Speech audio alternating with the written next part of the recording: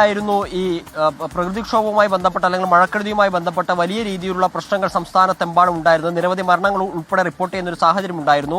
അതിനിടയിലാണ് മുഖ്യമന്ത്രി മലപ്പുറം ജില്ലയിൽ വിവിധ പരിപാടികളുടെ ഭാഗമായി പ്രചരണം നടത്തുകയും ചെയ്തത്. കുറ്റിപ്പുറത്തും മലപ്പുറത്തും ഉൾപ്പെടെ മുഖ്യമന്ത്രിക്ക് നിരവധി പരിപാടികൾ ഉണ്ടായിരുന്നു.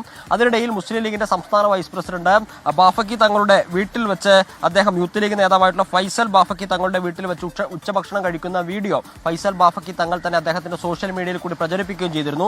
അത് ഏറ്റുപിടിച്ചാണ് ഇപ്പോൾ CPM നേതാക്കൾ ഉൾപ്പെടെയുള്ള ആളുകൾ മുഖ്യമന്ത്രിക്കെതിരെ രൂക്ഷ വിമർശനവുമായി രംഗത്ത് വരുന്ന ഒരു സാഹചര്യമുള്ളത്. ഡിവൈഎഫ്ഐയുടെ അഖിലേന്ത്യാ പ്രസിഡന്റ് AA റഹീം, മുൻ MLA ആയിട്ടുള്ള VK പ്രസാദ്, അതോടൊപ്പം തന്നെ നിരവധി CPM അനുഭവികളായിട്ടുള്ള ആളുകൾ ഇടത് സൈബർ ഹാൻഡിലുകളിലൊക്കെയാണ് ഇത്തരത്തിലുള്ള ഈ വിമർശനങ്ങൾ ഉയർന്നു വന്നിട്ടുള്ളത്. അതായത് കഴിഞ്ഞ തവണ പ്രകൃതിക്ഷോഭം ഉണ്ടായ സമയത്ത് അന്നത്തെ മുഖ്യമന്ത്രിയായിരുന്ന പിണറായി വിജയൻ അദ്ദേഹത്തിന്റെ മറ്റു പരിപാടികളൊക്കെ ക്യാൻസൽ ചെയ്തുകൊണ്ട് ദുരിതാശ്വാസ പ്രവർത്തനങ്ങൾ ഏകോപിപ്പിക്കുന്ന പ്രവർത്തനങ്ങളായിരുന്നു അദ്ദേഹം വ്യാപൃതനായത്.